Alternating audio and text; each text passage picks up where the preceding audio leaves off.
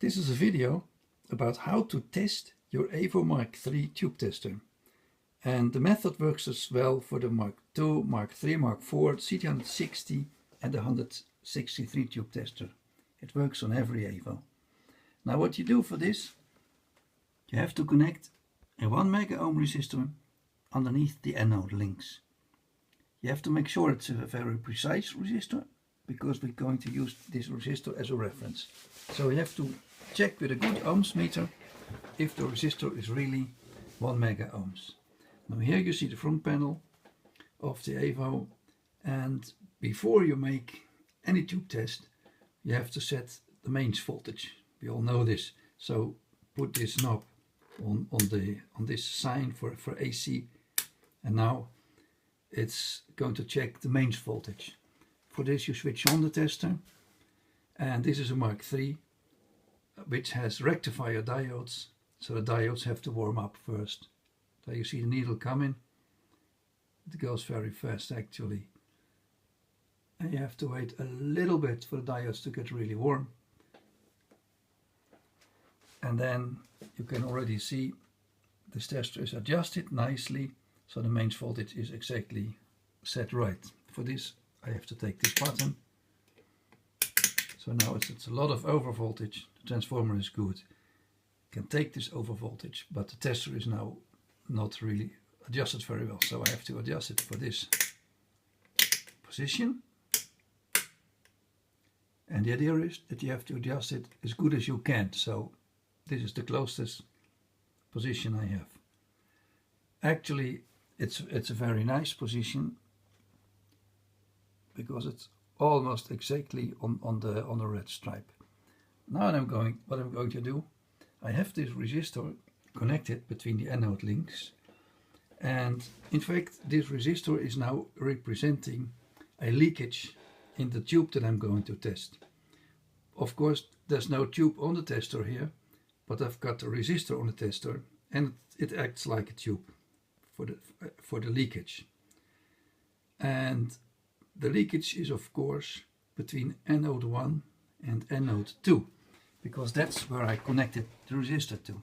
You can see here, it's on between the links. So now the tester doesn't know there's no tube inserted, but I have this resistor inserted, and I'm going to test for leakage, as I'm going to do always when I make a tube test. So now it goes to 0, indicating the heater of the tube that I'm testing is broken. Well, that's kind of logical, because I've got no tube on the tester. So I'm going to ignore this and putting it on cathode. Now when I have the leakage switch on cathode, I'm measuring the leakage between the cathode and all other electrodes of the tubes are strapped in that case. So all contacts, all electrodes of the tubes are connected together, but not the cathode. So now I can measure between the cathode and all those other electrodes which are connected together. Now, as there's nothing connected, there's no tube inserted, the idea is that the needle of the tester is really nicely at 0. Of course, when I switch the tester off, the needle also has to be nicely at 0. As you can see here, well, it's almost, and if it's not, you have to adjust it with this screw. I'm not going to do this here, because it's not the idea to do this extremely precise. It would only wear out the screw. But I'm switching on my tester now again, so it's at 0 now. Next step is grid 1. Well, of course it shows no leakage because there's nothing connected, and nothing connected to the screen, but there is something connected to anode 1. There is a resistor connected to anode 1, and the value of this resistor, as you know, is 1 Megaohm. So we have now a resistor of 1 Megaohm between anode A1, and all the other electrodes of the tubes are strapped. So the resistor between A1 and A2 would be present on the meter, and as you can see here, it is approximately 1 Megaohm. Now it's approximately, and most of the testers do not give an extremely precise measurement for this. Actually, this tester is relatively nice. I compare it now with the main setting.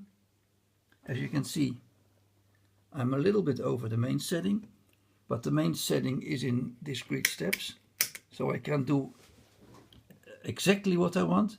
But you can see here, I'm a little bit over it.